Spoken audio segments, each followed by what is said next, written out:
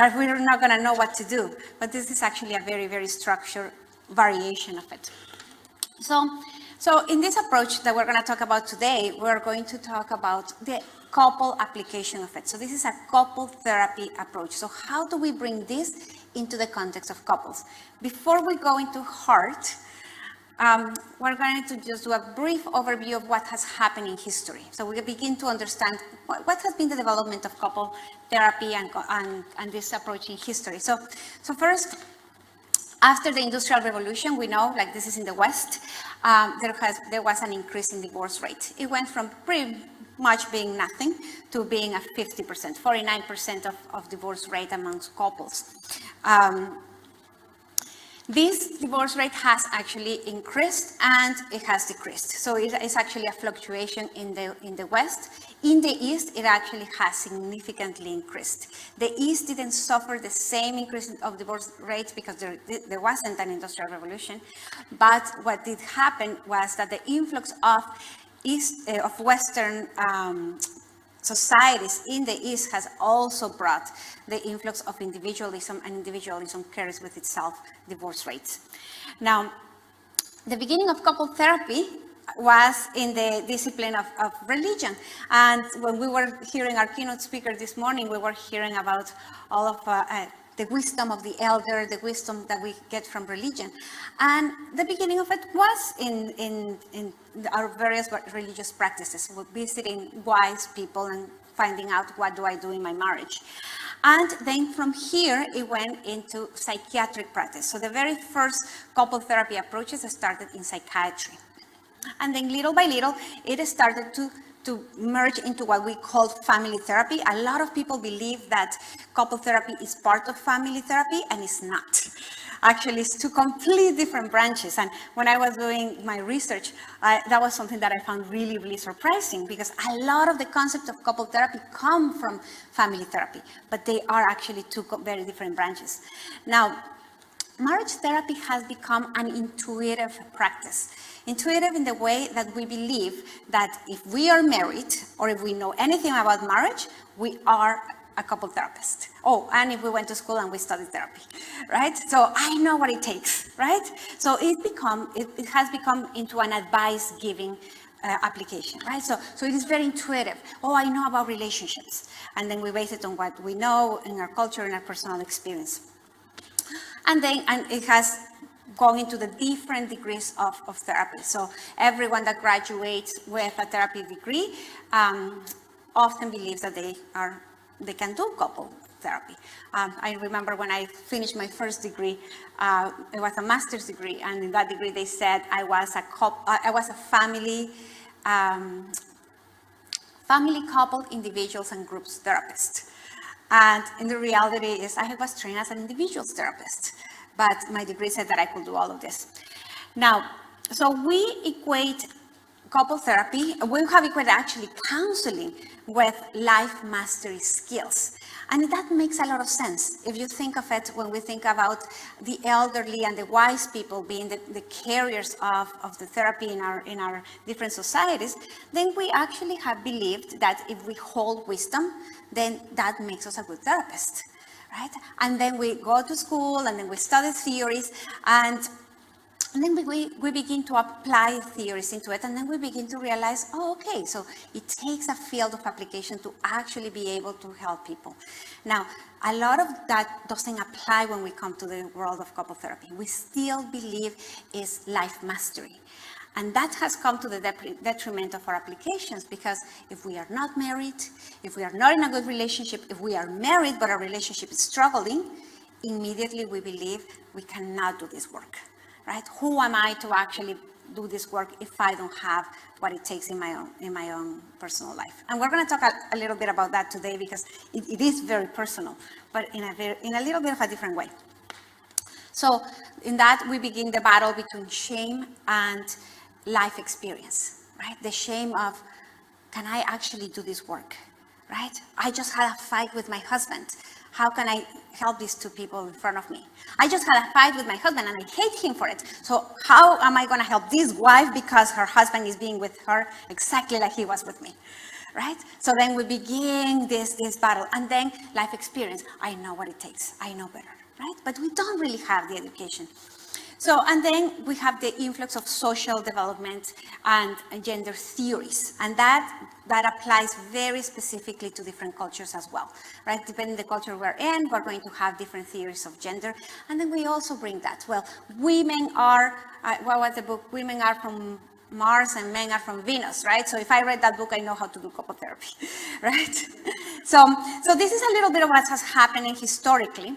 Now, what has happened in the last 4 years is actually a mix of bad news with some very, very, very good news.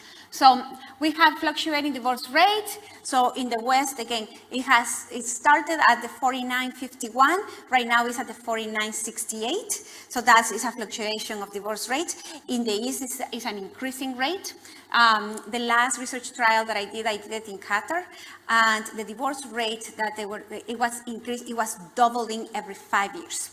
So it was not yet at the 50% that we had in the West, but it had been doubling like rapidly. Now we have couple therapy is practiced most frequently by untrained professionals, right? So us as therapists, I am a psychotherapist, but I am not a couple therapist. I do practice couple therapy. Yeah, so a lot of the couple therapy is practiced by untrained professionals, but it's also practiced by other people, like social media, right? Facebook tells us a lot about how to be in our relationships, and family and friends and coaches, right? So we go to all kinds of people. Why? Because it's really, really important. I don't know if you guys have seen this video. If we had more time, I will play it for you. There's a TED talk about the Harvard study that studied human development. And it was a 75-year study. It's the longest study that has ever been done. And they were trying to figure out what made people healthy and happy, what made people live longer and have happier lives. And then after they did all these research trials, it was a fantastic study. It was a longitudinal study. It was a quantitative and qualitative, so a pretty strong mixed method study. And what they found was that it was the quality of the relationships. It wasn't being in a marriage. It was being in a good marriage. It wasn't being single. It was being single and being surrounded by community. So the quality of relationships is what actually made people live happier and live longer. They actually even found that that it wasn't the cholesterol levels of people in their 50s that predicted that they were going to live until they were 85, but it was actually the quality of the relationships. So relationships are very, very important. And what are the two most important relationships in our lives? So if I ask you that off the top of your head, just think of what comes to mind. What are the two primary relationships in a human life?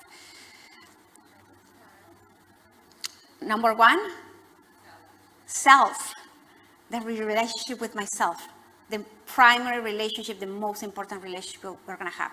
And there's actually a relationship there. When I say I talk to myself, it's because there's a relationship, right? So what is that relationship? It's between the I and the self. So there is a relational space there, right? And what is the second most important relationship we're going to have in life? Significant other. It's not with our children, it's not with our parents. Our relationship with our parents is the most important in the first 2 years of life, and then it just goes into our late adolescence, right? Decreasing in value, unfortunately. It's primary in the first 2 years when our brain is developing, and then it ends, right? It's going to be important for the rest of our lives. But the relationship that is going to be the most secondarily most important is the relationship with our significant other. Now, sometimes there isn't a significant other, but that's still the secondary relationship of most importance.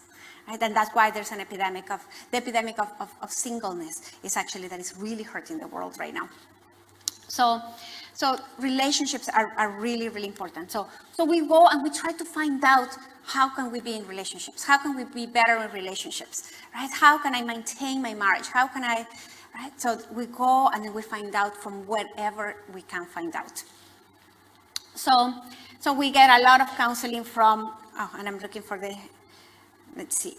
well, we get a lot of advice from all kinds of resources. The individual therapy is correlated with increased divorce rates, which is another thing that when I was doing my research, I was thinking, that is incredible. So we go into this profession because we want to heal the world. There is a call, there is something that we want to give, right? And most therapists that go into therapy is because we have our own issues, right? And then we all of a sudden got seduced by the idea of being a therapist. But we enter this world and we want to heal. We don't want to do harm. Yet individual therapy it has the highest correlation with divorce rates for people that access help. So, which I was amazed, and that's in the West. Why? Because when we get trained as individual therapists, we do individual therapy with couples, and it's a completely different practice. Now, that's in the West. In the East, is the lack of resources. It's actually not having access to therapy that is correlated with divorce rates. Why going to therapy is correlated with divorce rates? Because when a couple goes to therapy, when a person goes to therapy, it's often their last resource. No one wants to go to couple therapy, right? We don't enjoy that, right? We just don't want to be told that our relationship is struggling. And what we tend to do is we struggle in a relationship, and then we're really struggling, and then we say, I want someone to help. And then a period of stability comes, and then we don't do it. Right? And then we hit the second year of a marriage when it ends, and then we hit the 7th year of a marriage when it ends, and then we hit the 13th year of the marriage when it ends, or then we hit the 20th and 25th year of a marriage when children go to school, and then it ends. Right? So why? Because we have heated periods of pain following stability. Every time we enter stability, we start to divert, and then we start what we call an invisible divorce. We are cohabitating, we are maybe really good co-parents, we are running the house business together, but there's no more passion, there's no more intimacy, that excitement that we felt is no longer there. But that is easier than being alone. And the reality is that is easier than being alone, right? So we struggle in relationships until it gets to a moment of crisis. Now, so couple distress. So having said all of that, couple distress, when I was doing my research, what I found is that everything that I wanted to know about couple therapy came equated with relationship distress. There is a full body of research that only talks about relationship distress and couple distress. And what did they say about relationship distress? They said is the number one, I was amazed by that, is the number one presenting concern in psychotherapy. Now, how do we see it? Well, I'm a psychotherapist. I've been a psychotherapist for 15 years. I've been a psychotherapist for 20 years. Most of the people don't come here because they're fighting with their spouse or because they are single and they want to be in a relationship. Why do they come? They come because they're anxious. They come because they're depressed. They come because they have an addiction. They come because there's suicidal ideation. They come because there's been an affair, right? So these are all manifestations, oftentimes, of relational distress. Now, we do not need to be in a relationship to have relational distress. A lot of people are going to experience relational distress when they are not in a relationship. Right? So love is painful in its presence and it's painful in its absence. Right? We are in pain when we are in it and we don't get the love that we want. And we're in pain when we're not in it and we're longing for it. And then we get people that are depressed and we get people that are anxious. And what they are really talking about is relationships. So that's why when I talk about this, I always keep saying it's all about relationships. And if someone says, no, it's not, I just bring them right back the relationship with themselves, right? If it is not about the relationship with someone else, it's about the relationship with you, right? So always coming back to that. So, and it's also the most common factor of distress in families and societies. There is a full body of research that talks about the impact of just couple distress in marriage and divorce and how that impacts workplace, how does that impact children and schools, and how does that impact societies at large. Right? So when we are in distress at home, we don't do well at work. We don't do well. Children maybe become the good students just to forget parents are fighting, right? Just to cope with it. Or they actually start having a lot of problems in school. Okay. Now, the immersion of specialized couple therapy, so this is the bad news. Now, the good news is that out of all of this, a lot of couple therapy approaches have emerged, and they are all good. And this is fantastic. There's a lot of research done in most of the couple therapy approaches. There's some that are not as strong in research. For example, Imago is not as strong in research. EFT is really, really strong. Gottman is a research approach. It's not strong in research, but it's a research approach. What does that mean? The whole approach is founded on research, but there has been very little research done on the application of that approach itself. I don't know if I can explain the difference, but there's been lots of research, and the funny thing is that they all work, all of them, right? And I've had the great privilege to be trained by the people on each one of those. So I trained with John and Julie Gottman. I trained with Sue Johnson. I've trained with these people that have built these approaches, and if you meet them, they are all lovely, right? And they all believe that their approach is it, right? And the reality is that they all work. Which, if you actually do a comparison, the one that has the least effectiveness is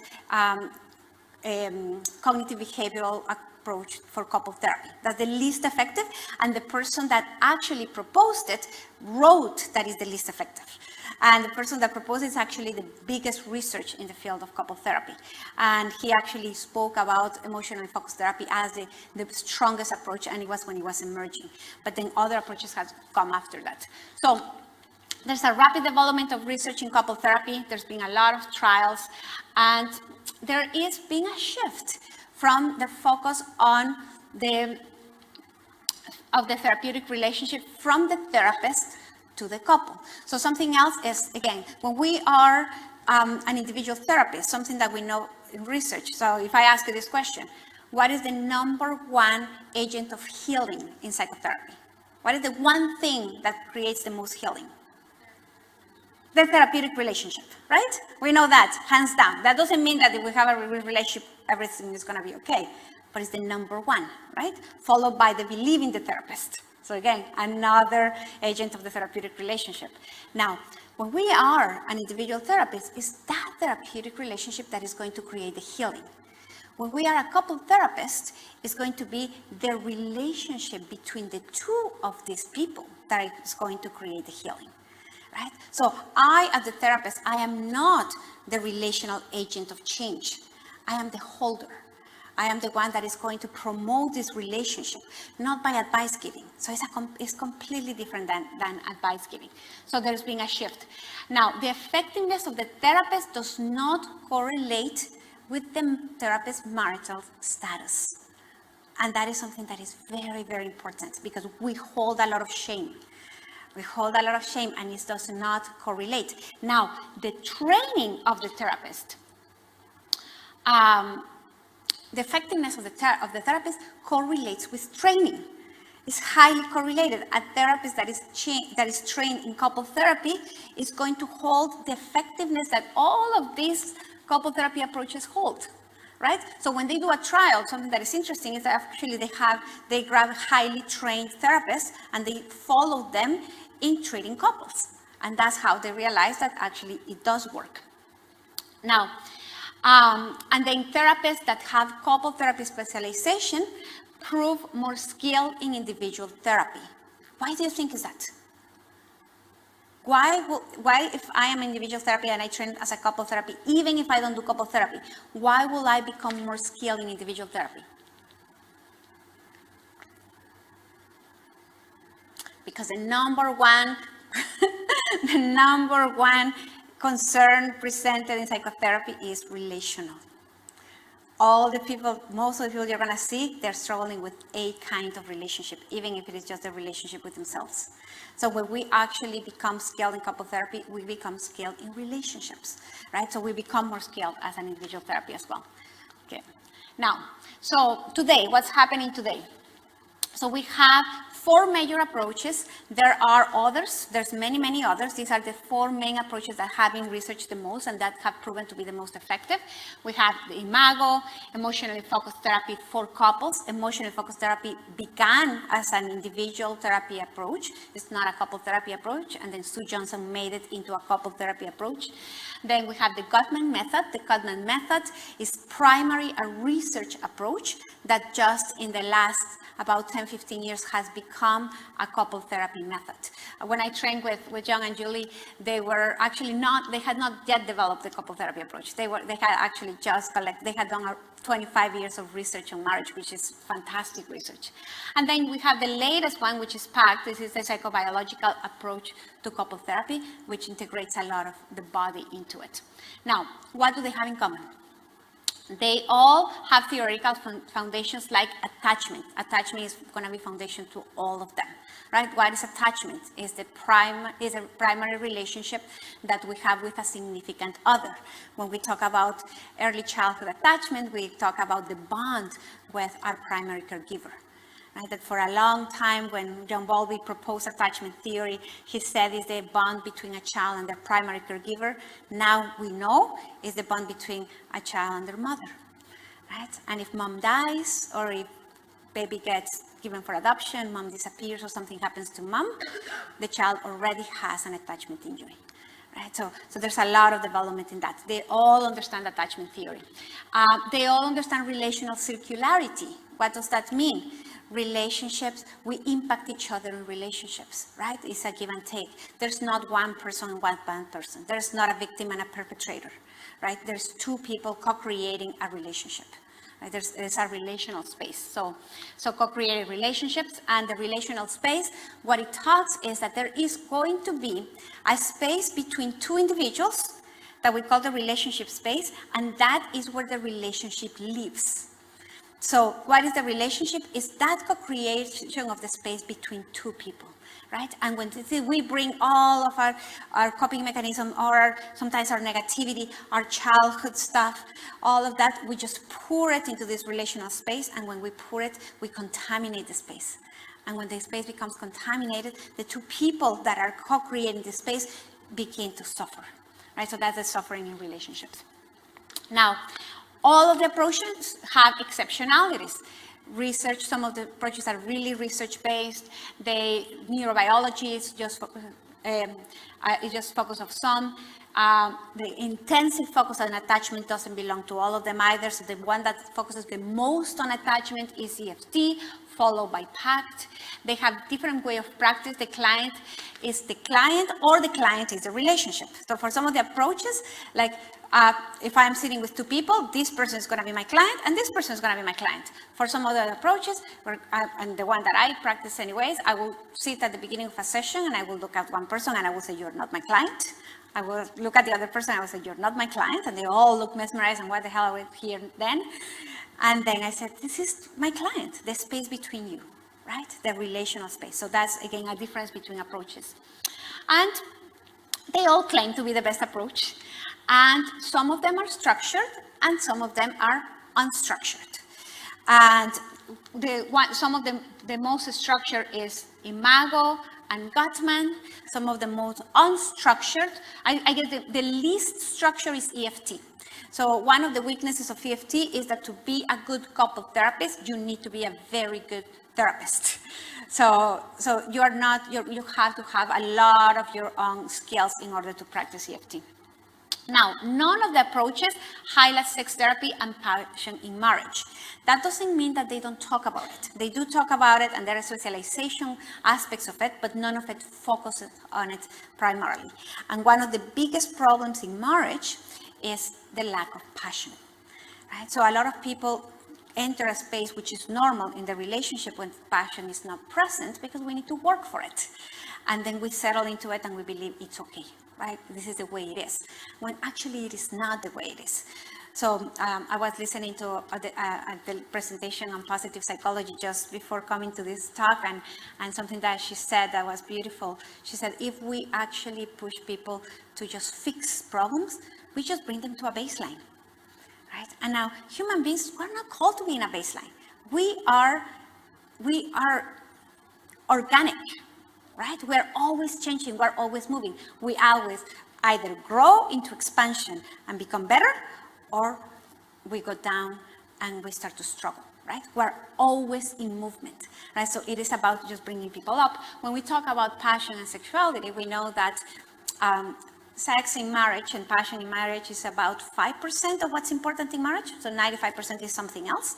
Yet when that is a problem, it becomes 90% of the focus, right? So it actually does it. So if it is working, if it is great, people don't think about it. It's not relevant. But if it's not working, it becomes the most important thing. Now, none of them uses mindfulness as a foundation. Some of them use mindfulness as part of it. Everyone has a little bit of mindfulness in it. Maybe Imagine the one that uses the most mindfulness, even though they don't name it like that. But no one focuses on mindfulness. And none of them is focused on culture. Now, my interest is culture. It's because when our keynote speaker was talking about where are you from and are you diverse or are you multicultural or you belong to one culture, like, I feel like I have lived in I'm Latin America, I grew up in Canada, I spent 80 years in the Middle East. I have European parents, but I am Latin American, so I feel like I'm part of the world. And there's not a lot of talk about culture. I spent some time working in China, and we are different. Human beings are the same way. We are different, and we need to acknowledge cultural differences. Now, this approaches psychology, as we were hearing this morning, is a Western practice. And until we actually put a focus on the Eastern application of it, we're just imposing. We're just kind of sealing with a seal that doesn't necessarily fit for everyone. Something that is important too is when we talk about cultural differences, most of the time, what we're talking about is difference between individualistic societies and collectivist societies. That is the main difference that we really want to look at. And none of them is consciously integrated with other theories. Having said that, there's a lot of integration, mostly for the later ones. So for example, PACT, which is the latest approach, integrates a lot of the other ones, but we don't call it integration. What that means is like there's not a structured integration of it. We don't know this comes from here, this comes from there. Okay, so this is in general. So today, what we have is all of these applications to mindfulness, and we have normal people in pain, in love, in desperation, and in the search for hope. So what you're going to know about all of these people, and John Kabat-Zinn, I included him here because the approach that we're talking about today